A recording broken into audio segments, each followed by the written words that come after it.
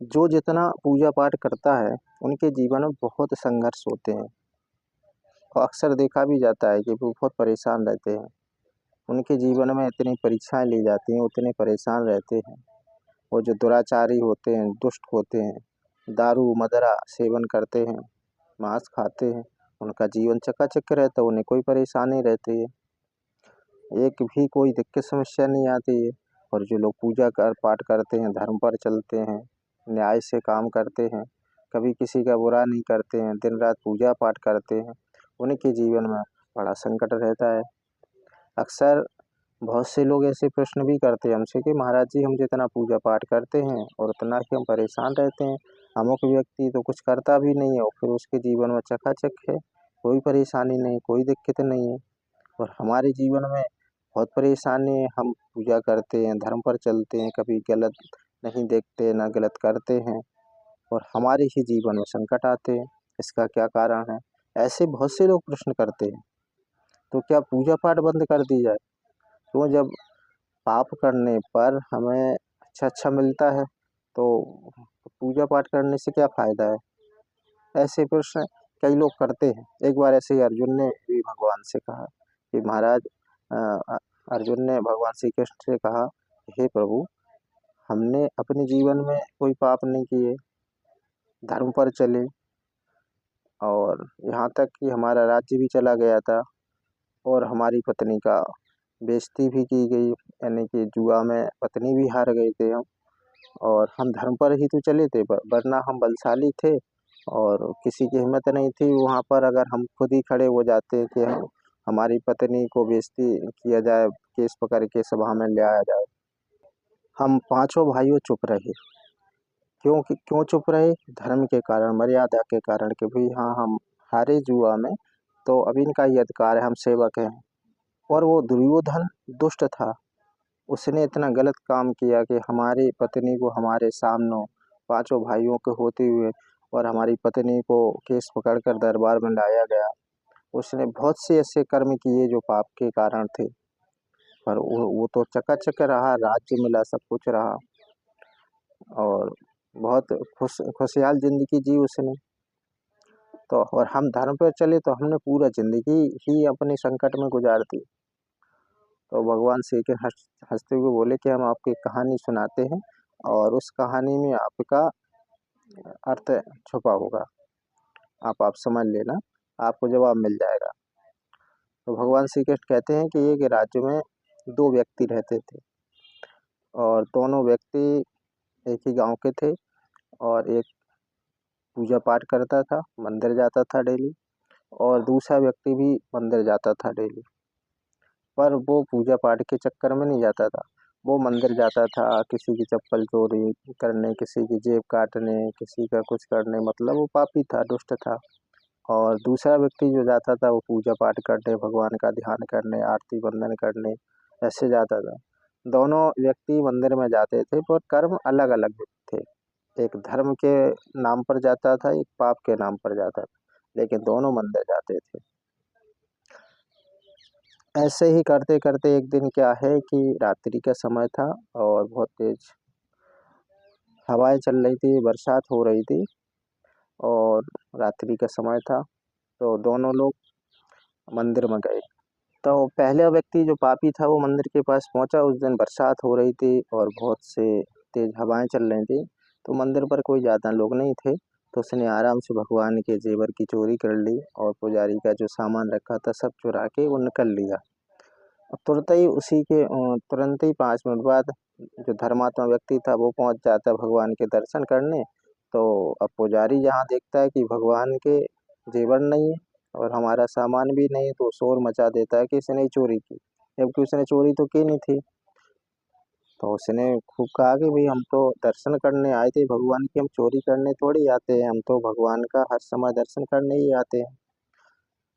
पर कोई नहीं मानता है, उसको मारने पीटने लगता है, तो वहां से मंदिर से भागता है। और जैसे ही मंदिर से भागा तो आगे गड्ढा था, उस गड्ढे में गिर गया, तो उसके पैर में चोट लग गई और घर पर पहुंचा तो देखते हैं कि जो पापी दुष्ट व्यक्ति था जिसने चोरी की थी, वो आपसी में बातें कर रहा था कि आज तो मजे मजे हैं भगवान के, हम चोरी कर लाए और इतना जेवर लेके आ गए और सारी चीजें। उस बातें जब सुनी उस व्यक्ति ने तो उसको बड़ा कष्ट हुआ कि देखिए हम तो पूजा करने जाते, दर्शन करने जाते हैं और हमने तो कोई उद्देश्य ही नहीं किया था, तो हमें ड्यूटी चोरी लगी और मैंने कुछ लिया भी नहीं और हम भगवान को इतना मानते हैं। और इस व्यक्ति तो चोरी करने जाता है, भगवान को मानता नहीं है और चोरी के उद्देश्य से जाता है, इसके मजे मजे होंगे। अब उस धन को बेचकर वो मस्ती करेगा। उसको बड़ा कष्ट हुआ, भगवान से विश्वास हट गया, बोले भगवान कुछ नहीं होते हैं। उन्होंने जो मंदिर में फोटो वगैरह अपने घर में रखे थे सब फेंक दिए उसने। बोले कि आज से पूजा पाठ सब कुछ बंद, कुछ नहीं करना है, क्योंकि जब भगवान के यहाँ अच्छा करने से बुरा मिलता है तो क्या जरूरत है। उस व्यक्ति ने पूजा पाठ सब बंद करके आराम से रहने लगा और भगवान से विश्वास हट गया था उसका। अब कुछ समय जब दोनों लोगों के उम्र हो गई, मृत्यु हुई, समय आ गया मौत का, तो दोनों लोग मृत्यु होकर यमराज के पास पहुंचे, धर्मराज के पास पहुंचे। तो धर्मराज के पास जब पहुंचे तो वो व्यक्ति पहुंचा जिसने जेवर चुराया था। तो उसको देख के उसको क्रोध आ गया। तो धर्मराज से कहने लगा कि महाराज हमने तो पूरे जीवन पुण्य किया, भगवान की पूजा पाठ करते थे, फिर भी हमें चोरी लगी और हम इस गड्ढे में गिर पड़े और हमारा मोच आ गया। और इस व्यक्ति ने भगवान की चोरी की तो इसको तनक भी कुछ नहीं हुआ, आराम से घर पे पूरा जीवन यापन किया उस धन से, क्या कारण है इसका। तो धर्मराज ने कहा बेटा आपको उस समय फांसी की सजा बोलनी थी, तो आपको उस समय एक गड्ढे में चोट लगने से आपकी वो माफी हो गई। क्यों हो गई? क्योंकि आप पूजा पाठ करते थे, धर्म पर चलते थे और इसको उस टाइम पर खजाना मिलना था धन का, तो इसको जो छोटे से जेवरात को लेकर ही खुशी हो गया। तो भगवान श्री कृष्ण कहने लगे कि हे अर्जुन आप समझ गए होंगे, क्योंकि जब हम पूजा पाठ करते हैं तो हमारे जीवन में जो पाप होते हैं वो कटते हैं, बड़े रूप में होकर वो छोटे रूप में निकल जाते हैं। तो हमें ऐसा लगता है कि हम जब परेशान करते हैं तो हमें छोटी मोटी परेशानियां बराबर बनी ही रहती हैं। तो समझ लो कि हमारे जो पाप हैं पिछले जन्म के या जो हमारे कर्म हैं बुरे, वो धीरे धीरे भगवान आपके निकाल रहे हैं और वो छोटे रूप में निकाल रहे हैं। तो आपके जीवन में वो परेशानियां शुरू हो जाती हैं। और जो पाप करते हैं तो भगवान उनको जो उनका जो पुण्य होता है पिछले जन्म का वो देने लगते हैं कि इसको भी तू नष्ट कर ले और फिर आ जा नरक में, वहीं आपको देखते हैं। जो पाप करते हुए दुराचार दुष्ट लोग होते हैं और उनके जीवन में अगर खुशियां आ रही हैं और उन्हें बुरा करने पर अच्छा मिल रहा है, तो समझ लो उनके जो पिछले सत्कर्म हैं वो भगवान उनको दे रहे हैं और उनसे वो ऐसा आराम कर रहे हैं। पर उनकी जो पूंजी है वो खत्म होती जा रही है।